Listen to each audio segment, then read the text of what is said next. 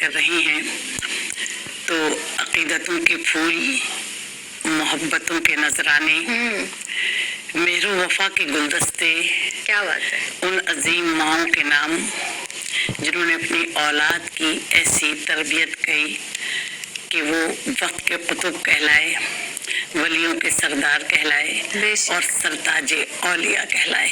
और उन्होंने ऐसी तरबियत की कि उनकी औलाद ने दीन इस्लाम की सरबुलंदी, सरफराजी के लिए अपना सब कुछ कुर्बान करके अपने दीन का और अपने माँ बाप का नाम रोशन किया।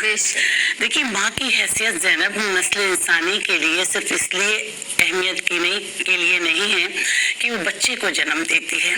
देखिए ज़ैनब, बच्चे को जन्म देने के बाद इसके मिशन, इसके काम, इसके फर्ज का आगाज होता है। माँ एक दर्सगाह है, माँ की गोद बच्चे के लिए एक तरबियत गाह है। माँ का रूप मोहब्बत, शफकत, हमदर्दी और वफा का पैकर है अपने बच्चे के लिए। और मुबारकबाद की मुस्तहिक है माएँ जिन्होंने अपने बच्चों की ऐसी तरबियत की कि उन्होंने इस तरबियत से फायदा उठाकर और इस दर्सगाह से फैज़याब होकर अपने दीन का नाम रोशन किया।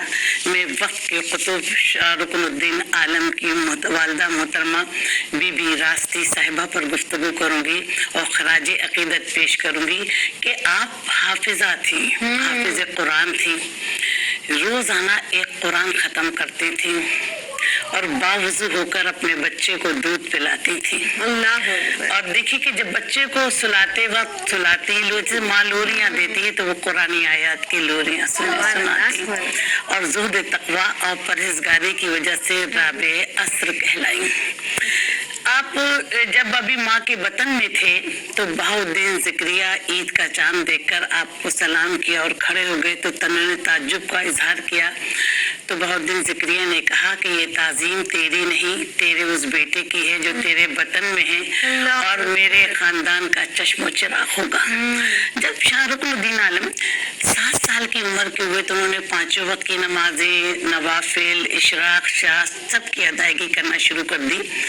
तब छोटे से थे, मस्जिद गए तो आपने जन्नतियों और दोज़खियों की कतारें अलहदा बनाना शुरू कर दी। जैसे ही बहाउद्दीन ज़करिया ने देखा तो उन्होंने जूते बिखेर दिए और उनको सीने से लगा लिया और कहा कि बेटा, अल्लाह के राज अफशा करना गुनाह है। देखिए, जब 4 साल के थे तो आपने क्या किया कि बहाउद्दीन ज़करिया की दस्तार अपने सर पे रख ली तो उन्होंने माँ ने उनको डांटा तो उन्होंने कहा नहीं, इसको कुछ मत कहो, ये इसका मुस्तहिक है और वो दस्तार जो थी उनके सर पर रख दी। इसी तरह हम अब्दुल्ला बिन जुबैर की वालिदा मोहतरमा हजरत अस्मा बिनत अबी बकर को जरूर खराज अकीदत पेश करूंगी, जो निडर, बहादुर थी, परहेजगार थी और सिर्फ जो था उनका वस्फ खास था और मलूकियत के हर दौर में वो अज़्म और अज़मियत का पहाड़ बनी रही।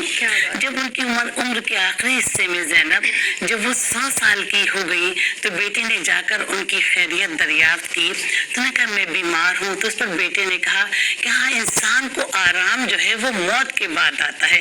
तो कहने की बेटा, तुम मेरे मरने की दुआएं कर रहे हो, मैं तेरी तो ये तमन्ना है कि तुम जिहाद में शरीक हो, शहीद हो, ताकि मैं सब्र करूं और अगर कामयाब हो जाऊं तो मेरी आंखों को ठंडक नसीब हो। और देखिए, जब अब्दुल्ला बिन जैद हज्जाज बिन यूसुफ के मुकाबले में उन्होंने जंग की तो माँ से दोस्तों की बेवफाई का तस्करा किया।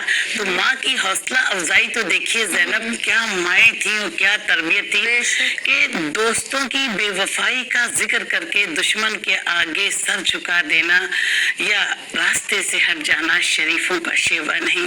तो अब्दुल्ला बिन जुबैर ने अपने सीने पर तीर खाए ज़ैनब और फिर वक्त नहीं बताया कि हज्जाज बिन यूसुफ ने उन्हें सूली पर लटकाया।